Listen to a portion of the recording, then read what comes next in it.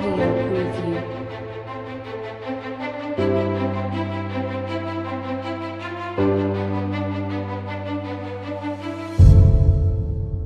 Molweni manene na manene kazi en dingu Droeks Malan en die zoba Orient Theater Monti en gale mpelawe ki Izayo ngetawa en diza kusasaza umdalo wa manweni kunye noloisa mcha kwi Mbuyekezo Boxing Channel.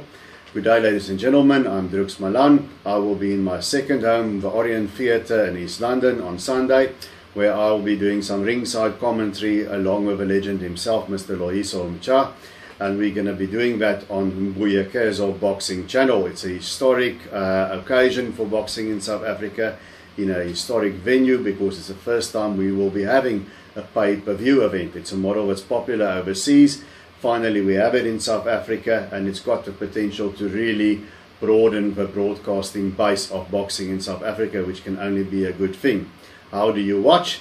Around about 2 o'clock on Sunday afternoon, or a little before that, go to mbuyekezoboxing.co.za. On the website, there will be all the links. You pay 70 Rand with your debit or credit card, and that gets you to watch the entire card, all the fights. And it's very good value for money because it's promoted by Rumble Africa Promotions of Teres and Tutu, Nompesane and Yatela. They always put on a very good show. Headlining will be Yanga Showtime Sigqibo, who will be defending his WBO Intercontinental Junior Bantam title against Chris Paulino from the Philippines. Now, Yanga Sigqibo, he's been climbing the ladder internationally, 13 wins, 1 loss, 1 draw, and he's ranked number 4 in the world by the WBO, number 6 by the IBF, and number 12 by the WBC. Chris Paulino is more experienced. He's got a record of 21 wins and 4 losses, 8 of them by way of knockout, and he is the Filipino national champion at junior bantamweight. He's been around the world. He's seen some places. He's fought in Japan, he's fought in Australia, so it won't be something new for him to fight on foreign soil. And he's been in against some really big names. He's been in against Victor Chinyan, who we all know had a reign of terror in the smaller weight divisions, and he's been in against Jason Maloney, who we know gave Rodriguez all he could handle in a challenge for the IBF bantamweight title. He didn't win against those fighters. He got stopped by Dachinyan, he got stopped on a cut by Maloney, but he's been in against those, and he has won his last 2 fights. In his last fight, he won a 12-round decision over Matteo Handik for the Filipino junior bantamweight title. So what does Chris Paulino bring to the table? He's basically a stick and move artist who can brawl and fight in spots. He is a southpaw, so there will be that awkwardness that Sigqibo will have to deal with. He likes to get on his bicycle, move around the ring, and then attack in spots to the head and the body. He can also be a bit dangerous with that southpaw left, so that's also something that Showtime will have to watch out for. Now, Yanga Sigqibo, he's also more or less a pure boxer, not a lot of knockouts on his record, but he really has a nice boxing style. He's got a great jab, he works everything from behind that left stick, and he can throw in the rights and the uppercuts on occasion when he gets close to his opponent, but usually he puts on a boxing clinic, and he also has a very nice whiplash kind of left hook to the body that reminds me a little bit of a man here at the back of my shoulder, the Hawk Welcome Nita. So I expect that we're going to see some quality boxing, a fast chess match between Yanga Sigqibo and Chris Paulino. The question is, will Yanga Sigqibo be able to stop his opponent? Will he be able to suddenly find some power, which he hasn't thus far shown?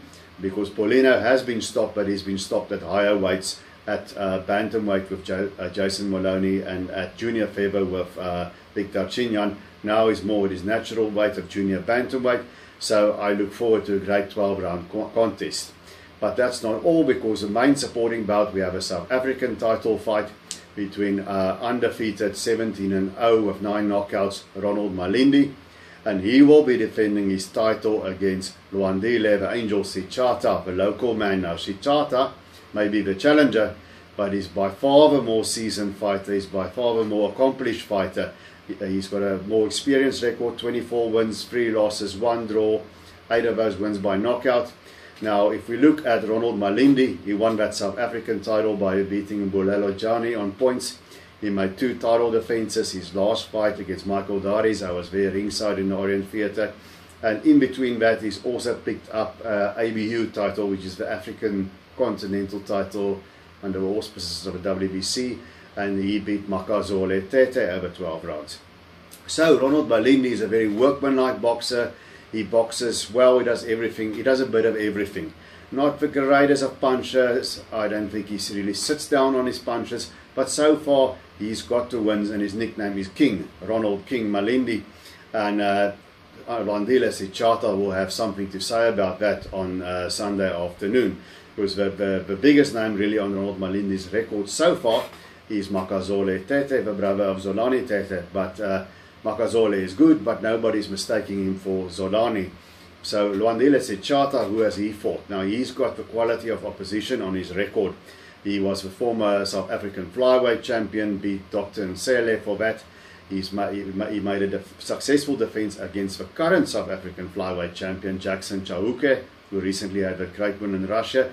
So there is already quality there. And when he moved up to junior bantamweight, he won the WBF belt by beating Sipho Setu Mvula, who's now a very good lightweight, also under the auspices of Rambo Africa. So there's some very solid opposition there, but it didn't stop there. At junior bantamweight, he continued. He won the IBO title from Edrin Dapudong, who of course won it by knocking out Gideon Buthelezi, who's the current IBO champion. And in the defenses that he made of that belt, he also scored a win over Gideon Buthelezi. So he's been on a long winning streak. The downside for Lwandile Sechata, some of his men struggled to get fights. He was inactive in 2016 and again in 2018. He had one fight in 2019, which he won over 10 rounds. So the question mark is, will the ring rust be effective for Lwandile Sechata against Ronald Malindi? Is it perhaps a changing of the guards where the younger, fresher man, which is Ronald Malindi, who's taking a big step up in class against Sechata, will answer the call and get a signature win? Or will Lwandile Sechata show us that Ronald Malindi is actually not yet the king? You guys got to be at the Orient Theatre to find out, or you've got to pay for the pay-per-view on Mbuyekezo Boxing Channel. Please support us so this venture may be successful running into the future. And come say hello if you see me ringside there at the Orient. And Desi Bonane Orient Theatre, Pakamisani Izanla.